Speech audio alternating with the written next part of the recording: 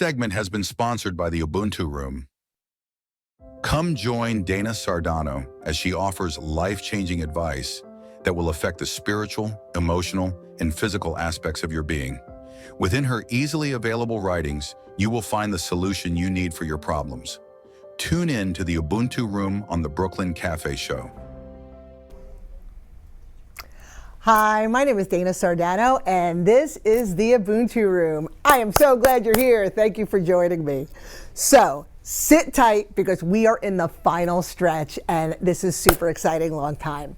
So, for those of you who don't know who I am and what I do, the Ubuntu Room is a place where we talk all things personal empowerment and spiritual development. It's where we're reminded that the power is in our hands to create the lives that we desire. And over the last several weeks, we've been talking about the chakra system, and we've been talking about the foundational chakras and the chakras up until the third eye. We've been talking about balances and imbalances, how to bring it back into balance. Last couple weeks, we talked the heart chakra, which is all about forgiveness and compassion, and more than anything, it's about self-love. We talked about the throat chakra. And it's all about identity and speaking your truth and communication. But above all, it's about authenticity. And when you merge the two, when they work together, when you live and speak authentically from the heart space, it's fire, as my teenage daughters would say. But today, we are talking third eye chakra. Third eye chakra is represented in indigo or purple. The greatest age of resonance is 35 to 42, and it's located right here. When all of these chakras, your foundational chakras, your heart chakra, your throat chakra, when they are all aligned and in balance, your third eye chakra is balanced. And what that looks like is it looks like clarity. It looks like vision. It looks like intuition and imagination.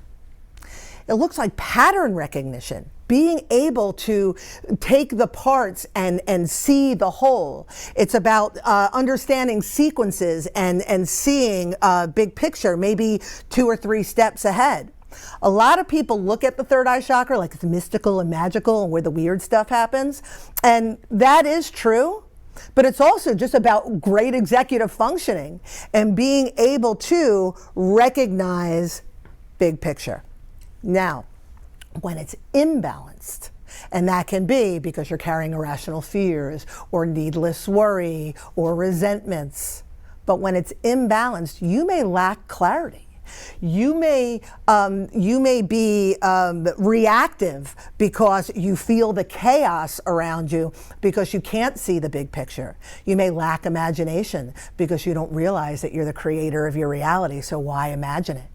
Or vision, because why would you envision that?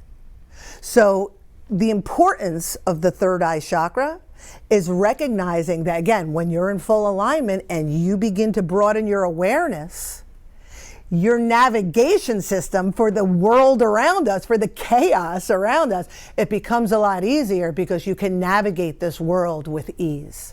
Now, I'm going to share with you a little bit about what my third eye chakra looked like when it began to expand, when it began to open up. We're going back now about 15 years, right after I had my kids. I really made a concerted effort to eliminate things in my life that no longer serve me, to break toxic relationships, to really live in the joy and follow things that made me feel joyful. And in doing so, my third eye began to expand. Now, around this time, I forgave my father, like all of these things, but that's when I moved out to Jupiter Farms. That's when I began painting. And that's really when things began to expand, when like the weird and wacky and woo really started to show up, and I embraced it. Living in Jupiter Farms, I spent a lot more time in nature. I also spent a lot more time in quiet. We'll call it meditation. And in that time, again, when my third eye is expanding, I started to see glimpses of different aspects of myself. We'll call them past lives. And in those glimpses, I started to have a better understanding of who I was and a better understanding of my mission and purpose because of that.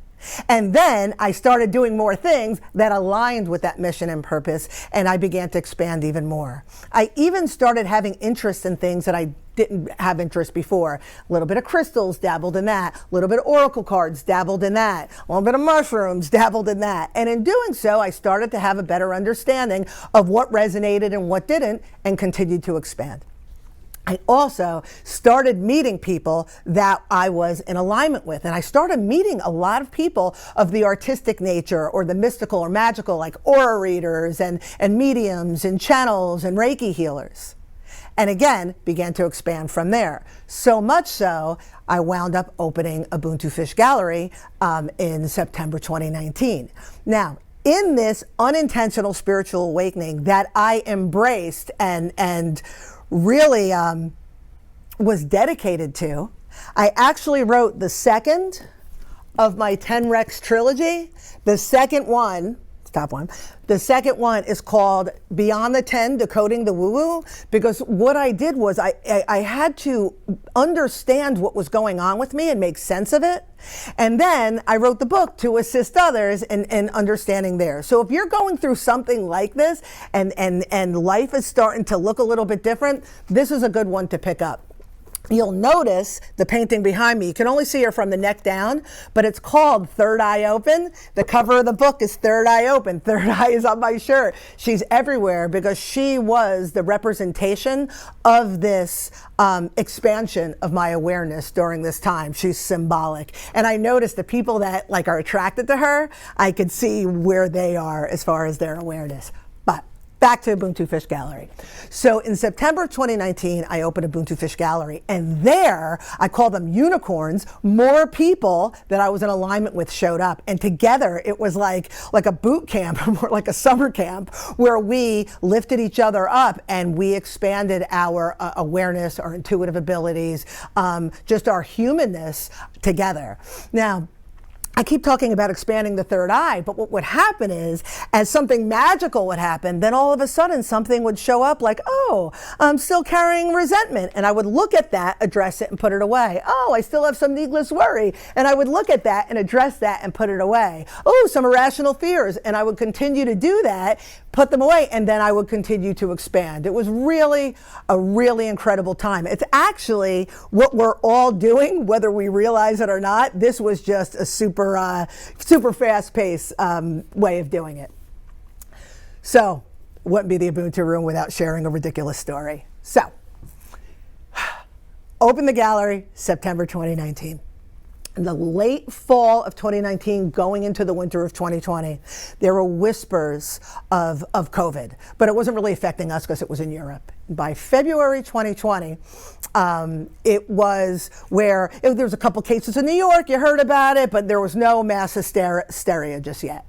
So February 2020, I'm hanging out in the gallery at a lounge in the gallery. I'm hanging out with my friend Michelle Galinsky. Shout out to Michelle, super gifted, super intuitive, super cool. So we're hanging out and we're talking. But at the time, she was frustrated with what was going on with our administration at the time. And she didn't understand the president. She didn't understand why the president had followers. And she was frustrated about the whole thing. I'm not really into politics, but we were having the conversation.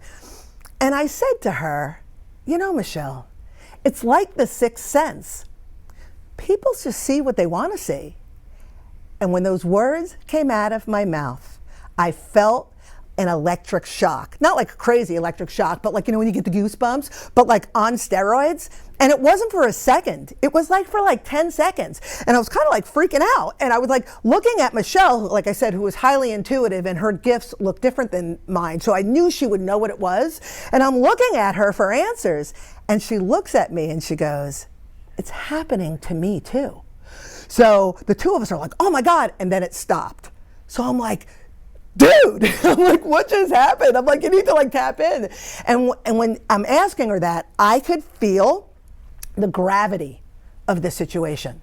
So she taps in and she goes, I think it's the 9/11 people.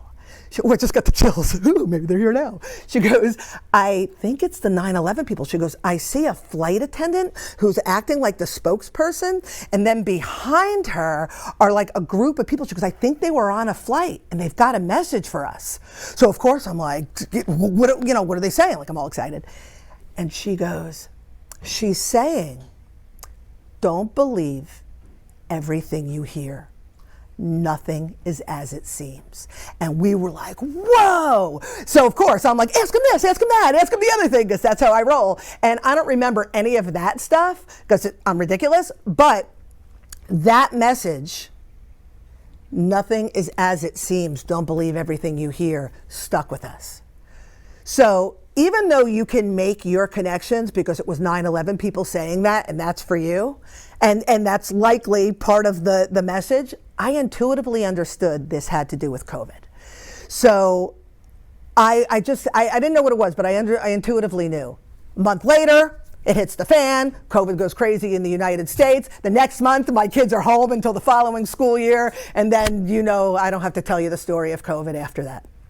But during this time, I still ran my business. I still did my thing. Yeah, I respected, I wore my mask and went and did things, and I did my 6-foot thing or whatever, but I didn't live in the fear and that most people lived in. Now, I am not discounting by any means what people went through. There was suffering for sure, but I always looked at it out of one eye because I trusted my intuition and I trusted the message. Moving forward the next couple years, 2021, 2022, and I've referred to the snake under the table incident during that time. I referred to the fishing rod incident during that time. There was a lot of messages, but 2 messages that I was getting repeatedly that I trusted, and they helped me navigate the craziness that was going on in the world. One was my words. These are my words. This is my interpretation. And I brought this up last week. Things are going down. The world's going down hard and fast, and there's going to be chaos. And at the end of it, you're going to be there to assist other people. So you have to maintain your grounding and your sovereignty. The other one was, you are going to create a curriculum to assist others with this new way of thinking. Now, at the time, I'm like, yeah, I want to be an artist. And I'm just going to pick up the stack of books from early readers to adults, a curriculum assisting others. So there's something to these messages. I share this with you only because of my level of discernment and my clarity and my alignment was I able to receive these messages and trust them to be true. So for time's sake, I'm going to leave it at that, but I want your takeaway to be one thing. If you want to expand your third eye, there are a variety of things you could do. You could do the mushrooms, you could do the crystals, you could do the sound bowls, right? But there is no substitute for personal alignment, for looking at yourself, looking at your stuff, putting it to rest, and allowing that natural alignment create that expansion. And then you will navigate the world with ease, grace, vision, and clarity. And you will be, with all the chaos that's coming our way, and I'm not trying to scare you, but it's not getting any better anytime soon, you will be able to navigate it relatively unfazed. So with that said, as always, thank you for listening. Align your chakras. And Ubuntu.